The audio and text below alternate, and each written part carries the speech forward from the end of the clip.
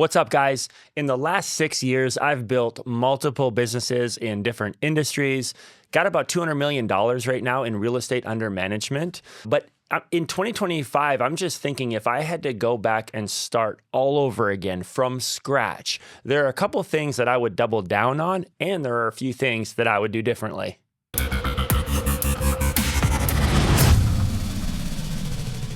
Welcome, everybody. Thanks for tuning in to another episode of Own the Exit.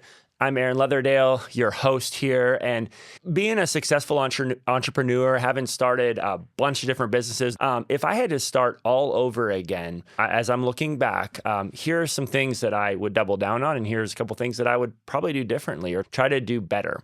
As far as what I think I did right, delegation.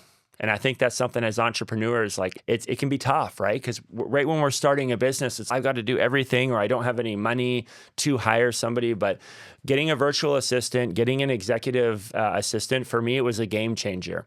When I've hired my first virtual assistant, or I was wondering how I could pay him. How would I be able to afford that? How could I cover his salary? You're paying somebody $20 an hour or whatever it is. And within that first 6 months, though, of him jumping on board, I actually doubled my income. Because what happened is I realized there was 10, 20 hours a week that I was spending on things that I wasn't really that good at. And you guys know this, right? As entrepreneurs, but it's just be reminded of it. Delegate, right? Delegate, automate, whatever you can do to get different tasks off of your plate so that you can focus on the highest value thing as the entrepreneur and business owner, which is the sales side, which is the marketing side, which is growing the company. And so that's something that I would double down on. If anything, I would even hire 2 executive admins earlier instead of just 1. That was something I think I did right. And another thing is persistence. You know, when you start a business, there's a lot of doubt, whether it's self-doubt, whether it's just there's external factors like the economy or the deal flow, or in my primary businesses has always been in real estate, mostly about 80%. And there's always those thoughts, right? Is this going to work out? And I did have a W-2 job. I wasn't getting paid very much, but it at least was that security and that consistency. But I think that's one thing as a business owner, like you just got to launch out and you've got to do it. And you can't let this other thing tie you down or slow you down. Sometimes you just got to burn your bridges and just go and fully launch into that new thing, which is what I did with my first business. And it's been successful, and I don't think it would have been as good if I would have been half-hearted with it. And so those are things I would double down on starting a business. I know for a lot of people, they're like, hey, I want to keep holding this W-2 job down, or I've got this other thing that's more secure and I'm going to dabble in this. And I think that partly that's a personality type. And then partly I think there could be some wisdom in that. But I think there is that moment where you have to fully commit and launch into that thing.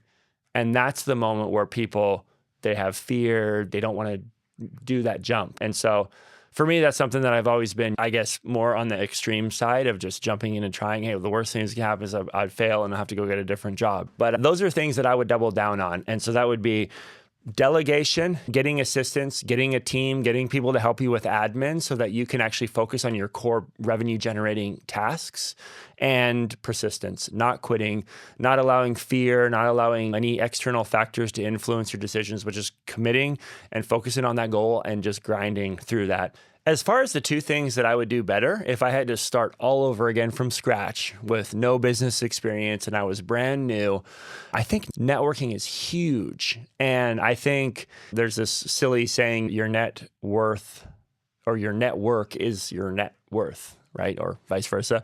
And because it's those relationships that you have. And so for me, it was like when I was starting a business, like, oh, I'm too busy to go to this happy hour thing or connect with this other person in the industry. And I think that wasn't good though, because I think every time it's just like going to the gym. There's never been a time I've gone and then regretted it. I don't usually want to go to the gym, but then when I do, I'm like, oh, that was awesome. Like I'm super happy I went.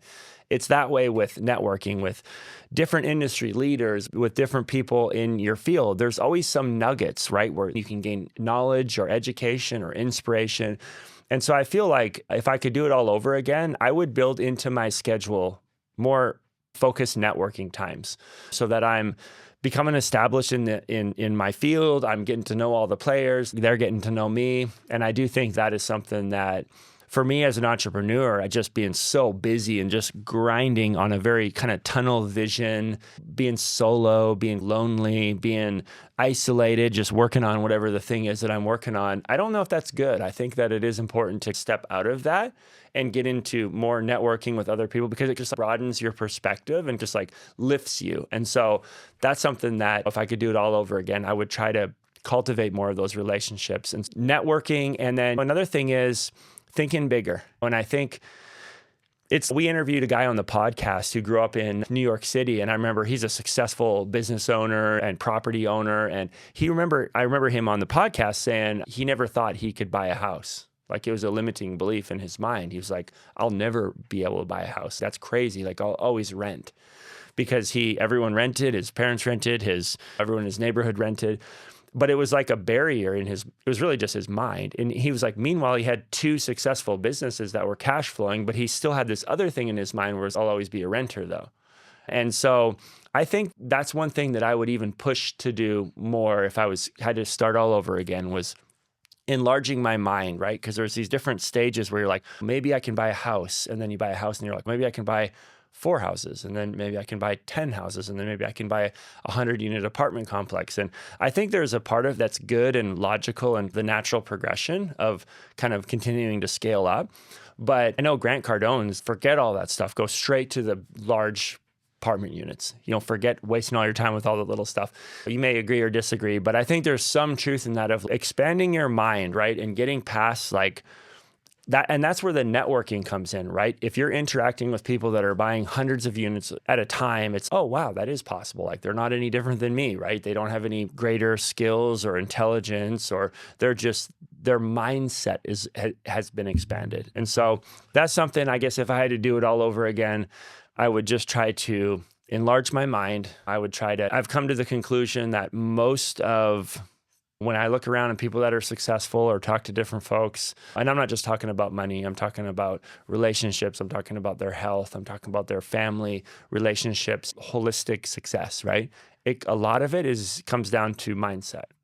It's your mindset. It's how you think. It's how you perceive the world through your mind. And then of course it's actions too. But so much of it is rooted in our mind. Yeah. So looking back, that's something I would do, is just be working on my mindset. And so there you have it, guys. There's a couple of things I would double down on, and a couple things I could probably have done better if I could do it all over again. But hey, there's always the next 5 years, the next 6 years, the next 10 years. So I want to work on these things going forward and implement these and practice what I preach. And appreciate you all checking out this episode. And until next time, we'll see you later.